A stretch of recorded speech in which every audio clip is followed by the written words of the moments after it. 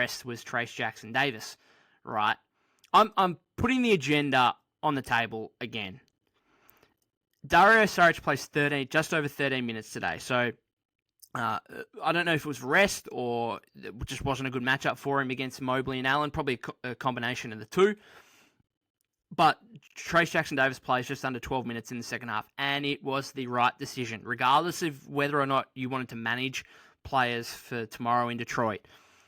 TJG had a really big impact. He was a team high +8 in this game, and again, plus minus doesn't mean everything, but if you just watch the game, watch that second half, he had a positive influence for the Warriors. So he finishes with 5 points, 4 rebounds, and a block. Don't think that was necessarily truly reflective of what he actually did. He was 1 for 5 from the free throw line, and he missed an absolute kind of bunny of a layup in the third quarter where I think that was going to cut the lead to the Cavs lead to maybe 4 or 5 at that point. And he just kind of tried to bank it in and just too hard, went off iron, and that was disappointing. And so, he makes a couple more of his free throws. He makes that layup. He had one where Kuminga found him in transition. It was actually, he caught the pass really well. It was actually, he did well to catch it.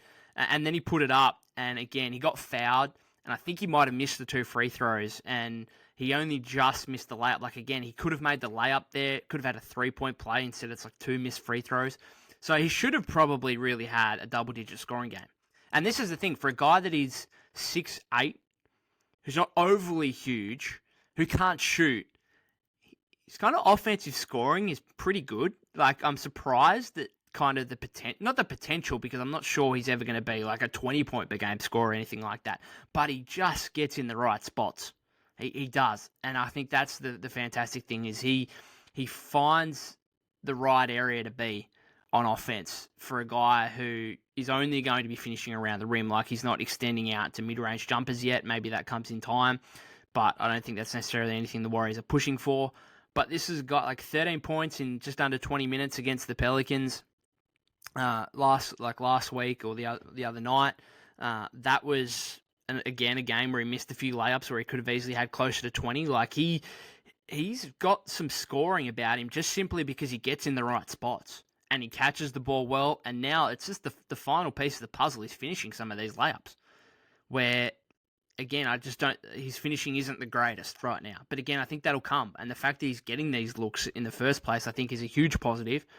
And his defense, his timing on his shot contests is just ridiculous. He's average, I know he's had 5 blocks for the season, but those 5 blocks have come in less than 36 minutes. He's averaging 5 blocks per 36, which, again, per 36 stats, you can take them with a grain of salt, whatever you want.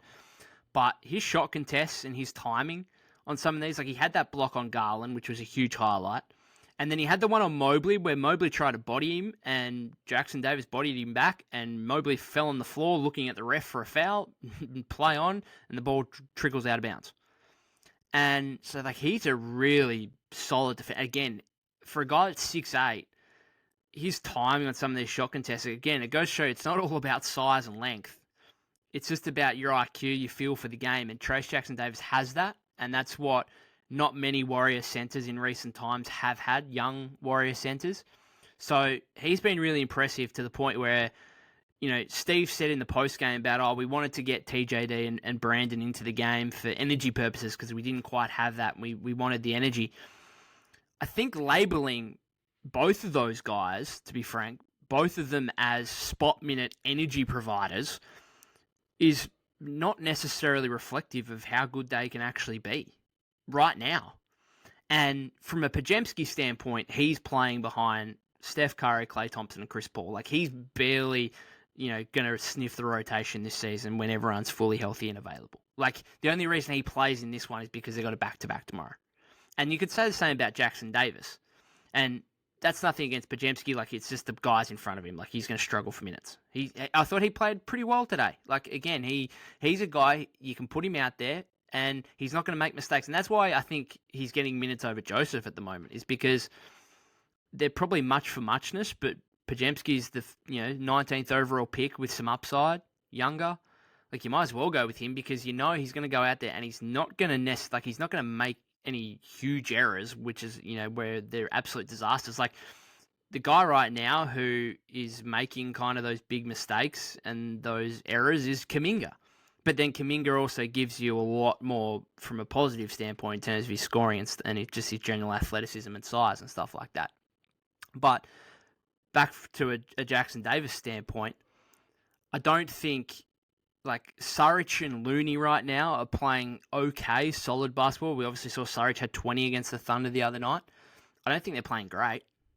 I don't think they're playing at a point where Jackson-Davis should be completely under lock and key on the bench.